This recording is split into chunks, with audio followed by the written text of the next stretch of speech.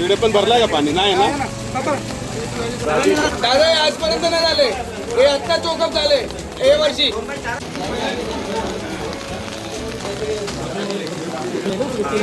नालाची weight किती आहे? सफाईला कोण आलंच नाही कोण दिसतच नाही इथं, सफाईला कोण दिसतच नाही, कधी बघितलंच नाही मी आजपर्यंत इथं सफाई। कल्याण डोंबिवलीत गेल्या 1 तासापासून सुरू असलेल्या जोरदार पावसामुळे कल्याण पूर्वेतील अडवली ढोकली परिसरात पूरसदृश्य परिस्थिती निर्माण झाली आहे। अनेक नागरिकांच्या घरांमध्ये गुडघ्यापर्यंत पाणी शिरल्याने घरगुती साहित्य, फर्निचर आणि इलेक्ट्रॉनिक वस्तूंचे मोठ्या प्रमाणात नुकसान झाले आहे।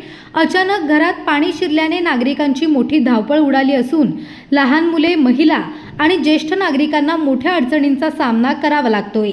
या घटनेवर स्थानिक शिवसेना नगरसेवक कुणाल पाटील यांनी संतप्त प्रतिक्रिया व्यक्त केली आहे। वारंवार पाठपुरावा करूनही संबंधित विभागाकडून नाले सफाईची कामे प्रभावीपणे करण्यात आली नसल्याचा आरोप त्यांनी केला आहे।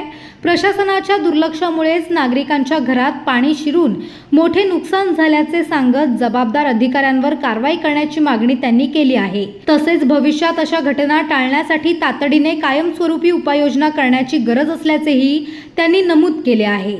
मी स्वतः केडीएमचे आयुक्त असतील, महापौर महोदय असतील, यांना वारंवार तक्रारी मी केल्या या ठिकाणी की पावसाळ्यामध्ये खूप गंभीर परिस्थिती या ठिकाणी होत असते।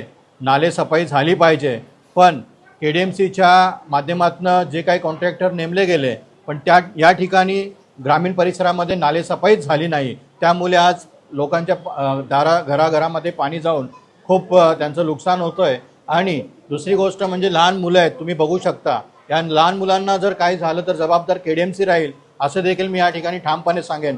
कारण तुम्हाला सांगावं असं वाटेल, 2 दिवसापूर्वी देखील महासभा होती, महासभेमध्ये मी प्रश्न उपस्थित केला की तिथे पंपचं देखील सुविधा तुम्ही उपलब्ध करून द्या।